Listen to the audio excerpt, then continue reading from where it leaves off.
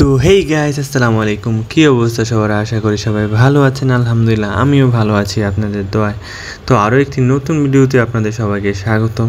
তো গাইস, একটু আগে দেখলেন একটা বাইকার হেলমেট মাথায় নেই আপনার কিভাবে বাইক চালিয়ে যাচ্ছে। আমি এর জন্যই ভিডিওতে বলছি যে এরকম বাইকার থেকে সাবধান থাকবেন। তো চলুন না, ওকে দেখাবো। একটু সামনে জ্যামের মধ্যে পড়বে, তখন দেখবেন যে ও আসলে কীভাবে বাইক চালায়। আসলে এইভাবে মেন রোডে যদি দেখেন যে কেউ এইভাবে উল্টাপাল্টা বাইক চালাচ্ছে বা উল্টাপাল্টা গাড়ি চালাচ্ছে, তাহলে ওদের থেকে একটু সাবধানে থাকবেন। কারণ হচ্ছে ভাই, নিজের জীবনের মূল্য অনেক বেশি। যারা মনে করেন যে উঠতি বয়স তো সবারই, এখন বয়স তো আমারও 25-24। ওই যে দেখেন আমার হাতের ডানে যে বাইকটা দেখতেছিলাম এটা, তো যেটা বলতেছিলাম গাইস, তো এই বয়সে উল্টাপাল্টা বাইক চালাবে এটা কোনো কথা না। তবে নিজের জীবনটাই দেখেন ভাই, বাইকে অ্যাক্সিডেন্ট হলে সর্বোচ্চ 2-3 মিনিটের ভিতরে মানুষ একবারে নগদে মারা যায়। এখানে থাকি না টোটালি।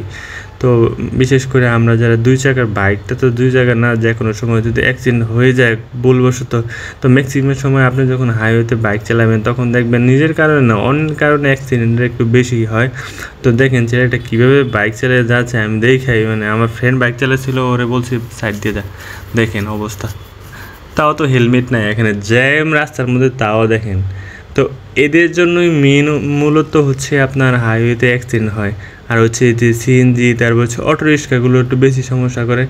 বিশেষ করে অটো রিক্সাগুলো হাইওয়েতে দেখা যায় না, কিন্তু আমাদের গ্রামাঞ্চলে যে অটো রিক্সা আর হাইওয়েতে সিএনজি, আর হচ্ছে অনেকে যারা মনে করেন যে উল্টাপুল্টা বাইক চালায় বা গাড়ি চালায়, ওদের কারণে বেশিরভাগ অ্যাক্সিডেন্ট হয়।